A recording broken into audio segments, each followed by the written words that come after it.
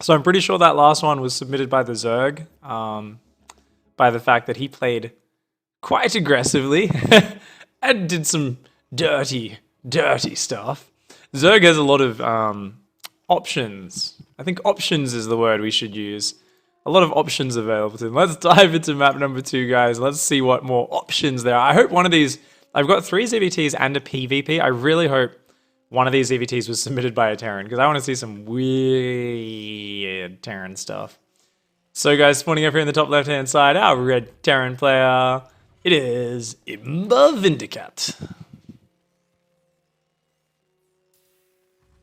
And spawning down here in the bottom right-hand side of the map, our blue Zerg player with an ever so cute doggy.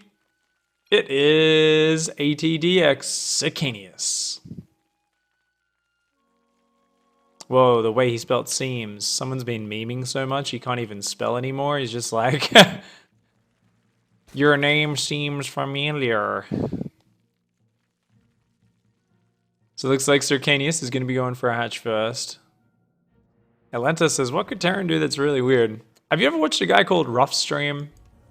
Case in point, man. Case in point. High GM player where there is literally never anything even vaguely resembling a standard build or play out of him.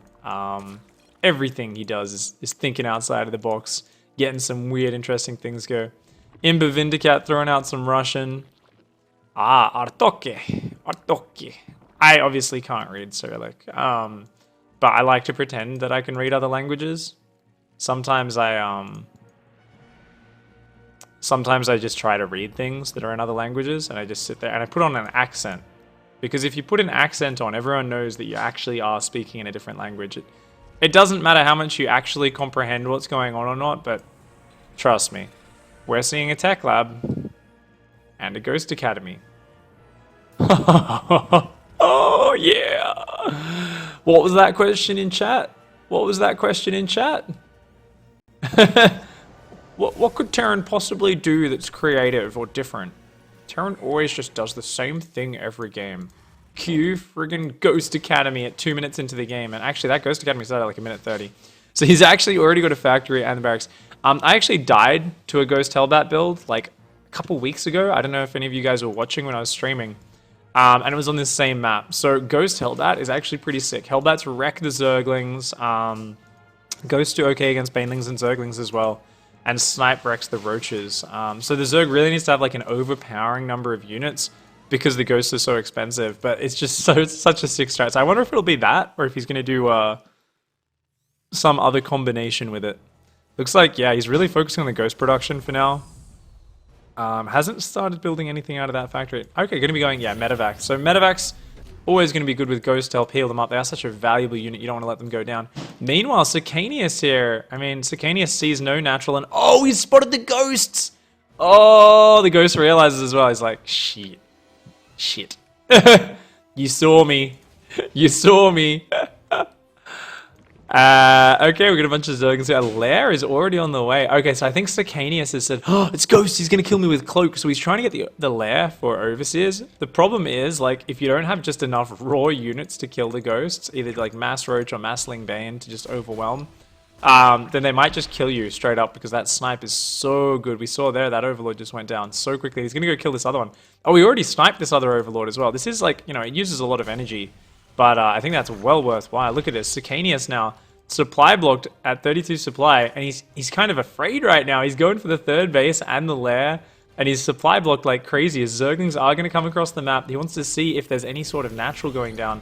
Meanwhile, Vindicat adding a reactor on that factory. Getting Medevac production started as well as Ghost production. And these Zerglings, they're like, okay, you're on one base. I'm going up to 3. Like this should be fun, right? He's building spores. He's still so worried about Cloak. But, oh, man. I think this is going to be the scariest push ever. Because he's gone Roach Tech. And Roaches get killed by Snipe. He's going Overlord speed and melee as well. Ooh. He's getting a lot of the things which might not necessarily help kill these Ghosts. Everyone always underestimates Ghost's ability to just fight. But, like, they're not a bad unit. And actually, a 4 Ghost drop to start things out. Oh, Vindicat. You're making me happy person right now. There's a Liberator, a Marauder, and a Hellion being built behind this, as well as 2 more barracks. So I think he just keeps these 4 ghosts alive, harasses with them, snipes the queens down, and then just picks off ghosts, picks off drones by running around shooting them. And that's like the plan. That's like the entire plan. Look at this. Okay, he finds the drone rally. He's just going to drop on top of them. Oh, and remember, it does take just barely 3 shots to kill these drones. But look at that. Those drones go down. They barely do any damage. He's going to start sniping off this Overlord as well. Oh, wow, man. These ghosts do pretty good damage. They do, yeah, 10 damage to light, 20 to air. They attack pretty, sorry, 10 to regular, 20 to light. They actually do a pretty insane amount of damage. And yeah, he's not even using the snipes yet. He doesn't even want to use the energy until there's more units around, I guess. He's just going to keep sniping these Overlords. Oh my god, Vindicat, you are an amazing human. Oh, Cloak's almost finished as well. Cloak's on the way. All the Overlords going down. Sicanius is getting wrecked right now by this 1-base ghost drop. A single Liberator just rocks up to the party, rallied out on top of this, and oh, okay, he's got to snipe that queen. He's got to get rid of the queen. He's got to snipe it. He's got to snipe it. Oh, double snipes go down. The queen goes down, and now that Liberator is uncontested. This is so gross, man. The only mobile anti-air is those queens. I guess the spores could try to move, but those queens are never going to get in range of this Liberators. These ghosts have just set up the circle of douchebaggery right here. This is the area. This is like the place where you just exist as a complete douchebag. This is amazing. I love you, Vindicat. This is a fantastic replay. He's making a nuke as well. Sicanius is going to be so mad right now. He's building spines and spores. Oh, all the roaches just get sniped down, but those ghosts are out of energy. They are in trouble a little bit, but oh, the Liberator can potentially set up on this mineral line, and oh, just barely out of range of that spore. Look at this setup. That is beautiful. Isn't going to be able to snipe that spore down, I don't think, with ghosts very quickly. The spore root time is so good, but that Liberator picks up so many worker kills, even kills some of those eggs that are building, and very nice play out of Vindicat. Oh, Zergling's coming out in pretty large numbers, but he cloaks. There's no detection once that spore's down.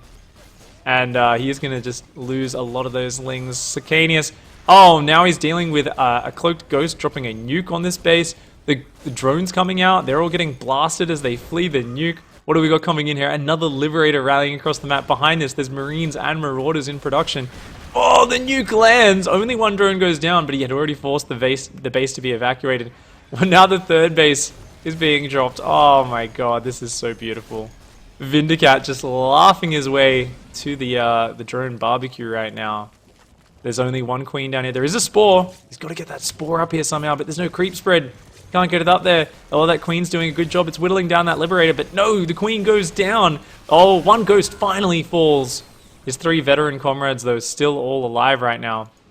And these ghosts just always using this Liberator circle to stay safe. These roaches all disappear. I don't think there's any units left for Zerg right now. Another nuke going down on this natural expansion. Oh, this is amazing.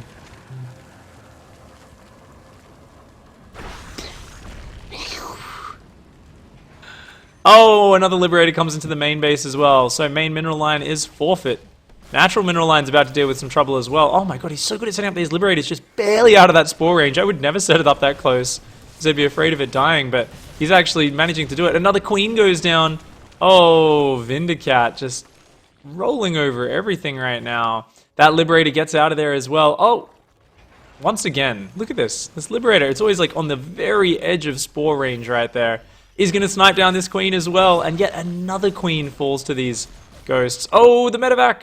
That one medevac has done such a good job healing these ghosts, keeping them alive forever. The mule drops for the repair. That is beautiful. It's going to start repairing that medevac and Liberator. Right now, Sicanius has almost no mining. What have we got back at home?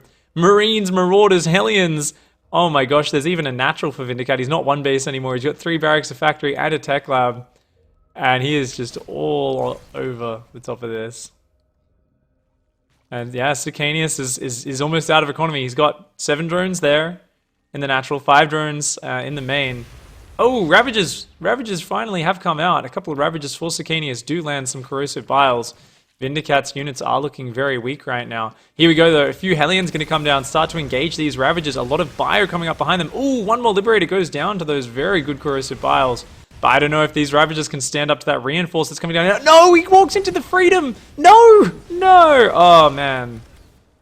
You do not want to walk into that freedom zone if you're a Ravager. Only 2 more roaches in production. It looks like this is the final death march for Vindicat, showing us a fantastically creative way of playing Legacy of the Void. Getting that unique 1-base Ghost Rush. Sicanius struggling a little bit versus this, and I can't help but stare into the sad, sad eyes of that puppy dog. He's like, oh, please stop. Oh my god, he's going to nuke the puppy. No! Don't nuke the puppy. Oh, what a cruel, cruel human.